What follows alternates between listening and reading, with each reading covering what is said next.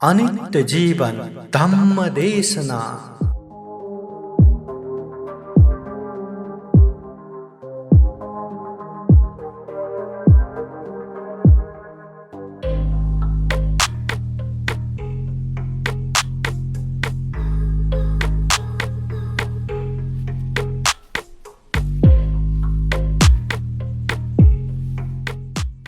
दोस्तों, आज के अनित्य धम्म देशना में हम चर्चा करेंगे अनित्य की एक कहानी। बुद्ध के समय में जो अनित्य या एक दिन अवश्य भावी मरना है, ये बात याद करते करते जीविका करने वाली एक बालिका जो मरने वाली है, जो ये बात उसको भी पता नहीं, ऐसी बालिका के लिए महाकारुणिक तथागत बुद्ध ने क्या किया, कैसे उसकी उपकार किए।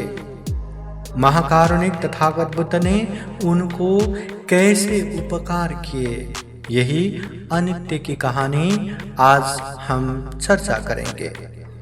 बुद्ध हमेशा कहते हैं, तुवंग में मरणं, मरना निश्चित है, अदुवंग में जीवितं, जीना अनिश्चित है। एक दिन मरना है, ये तो निश्चित ही है, पर कब, कहाँ, कैसे मरेगा, ये अनिश्चित है। इसलिए ऐसे जीवन हमेशा याद करना चाहिए, अनित्य स्मरण करना चाहिए। तो इसी के लिए बुद्ध काल के एक घटना, अनित्य की एक कहानी प्रस्तुत करते हैं। अनित्य धम्म देशना सिलसिला को आगे बढ़ाते हैं। अनित्य धम्म देशना निरंतरता।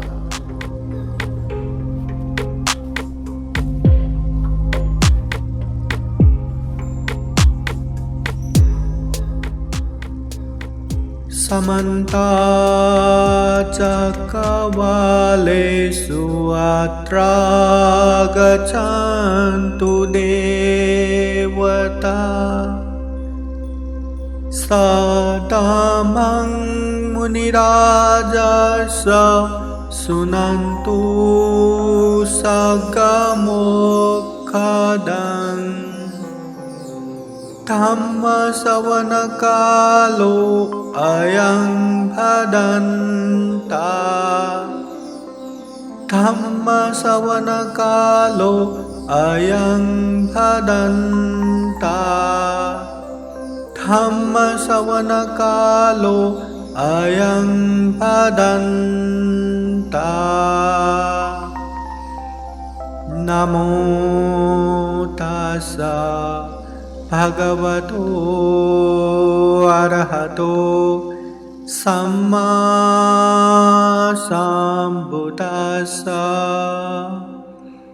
नमो तस्सा भगवतो अरहतो सम्मा सम्बुद्धास्सा।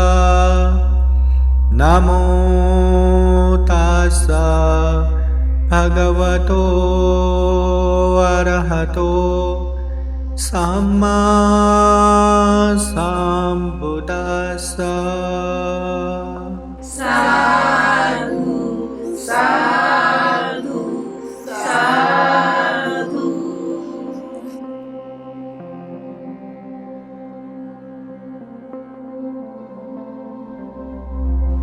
श्रद्धावान तम प्रेमी श्रद्धा संपन्न उपासक उपासिकाएं कार्यक्रम में सहभागी हुए संपूर्ण उपासक उपासिकाओं को बुद्ध धम्म संघ के अनंत अनंत गुण धम्म और आशीर्वाद के अनुभव से मंगल हो, सुखी हो, ये कामना करते हैं।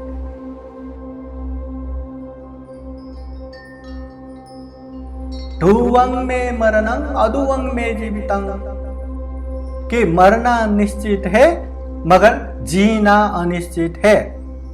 अनित्य के विषय में उपदेश दिए थे। उपदेश दे के आए तो कुछ समय तक लोगों को अच्छा भी लगा, बहुत याद भी रहा और हाँ ये अभी पालन करेंगे, मरना है अनित्य है ये समझ के हम बात करेंगे, काम करेंगे। धीरे धीरे लोग भूलने लगे।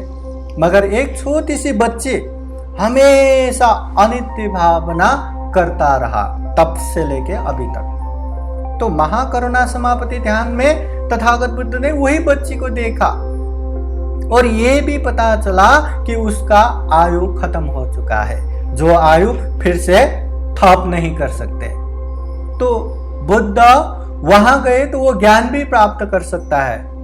तो ये जानने के बाद तथागत बुद्ध सुबह सुबह आलवी नगर के लिए निकल पड़े। जब तथागत बुद्ध वहां पहुंचे तो फिर से एक बार वहां ढेर सारे लोग बुद्ध को दर्शन करने के लिए, बुद्ध के उपदेश सुनने के लिए वहां जमा हो गए। देखते देखते वहां लोग भर गए। बुद्ध वहां बैठे हैं, सब लोग जमा हो गए, पर तथागत बुद्ध उपदेश ही नहीं दे रहे थे। तथागत बुद्ध ऐसा लग रहा था कि किसी के इंतजार में थे।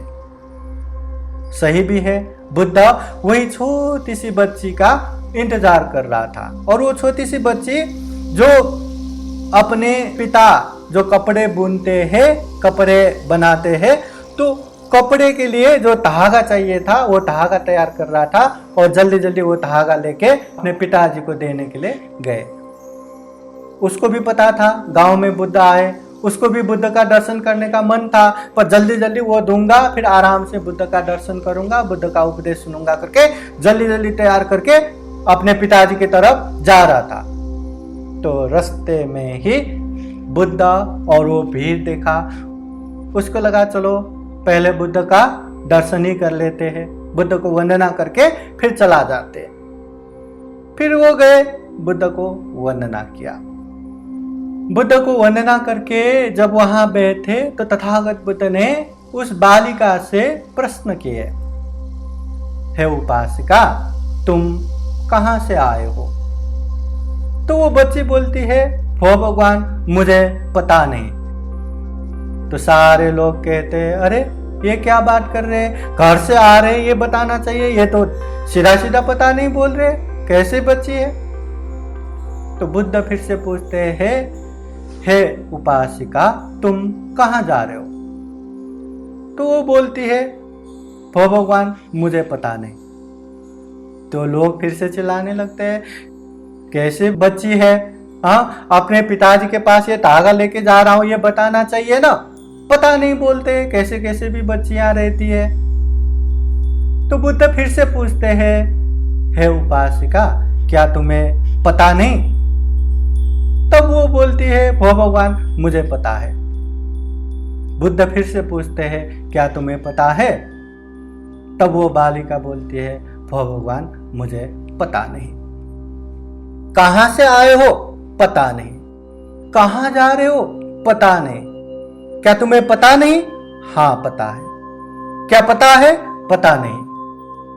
तो ये बातें सुन के सारे लोग बच्चे के ऊपर एकदम क्रोध की दृष्टि से देखने लगते हैं, सब चिल्लाने लगते हैं, क्या बच्चे हैं, तथागत बुद्ध से भी ऐसे मजाक करते हैं क्या? सीधा सीधा जवाब देना चाहिए ना कि कहां से आए, घर से आए, कहां जा रहे, वहां पिताजी के पास जा रहा हूं, कैसे बच्चे हैं? तो वहां का हल्ला सुन के तथागत बुद्ध कहते हैं, उपासक उपासिकाएं सुनो ये बच्ची क्या कहते हैं। फिर से तथागत बुद्ध उनसे पूछते हैं, हे उपासिका, तुम कहां से आए हो? मैंने जब पूछा तो पता नहीं क्यों बोले? तो वो बच्ची बोलती है, हो भगवान मैं सीधा सीधा घर से आया हूं, ये बात आपको भी पता है, सब लोगों को भी पता है, फिर तथागत बुद्ध ऐसे सामान्य प्रश्न कैसे कर सकते हैं? इसलिए कहां से आए हो, मतलब कौन से जन्म से मैं यहां आया हूं, ऐसे पूछा। समझ के मैंने कहा मुझे पता नहीं। तो बुद्ध कहते, कहां जा रहे हो बोले तो क्यों पता नहीं बोले? तो वो उपासिका फिर से बोलते हैं, भो भगवान मैं यहाँ से पिताजी के पास जा रहा हूँ, ये बातें आपको भी पता है, सबको पता है, फिर तथागत बुद्ध ऐसे सामान्य प्रश्न क्यों करेगा? तो मुझे लगा, कहाँ जा रहे हो, मतलब ये जन्म के बाद अभी मैं कहाँ जाऊंगा?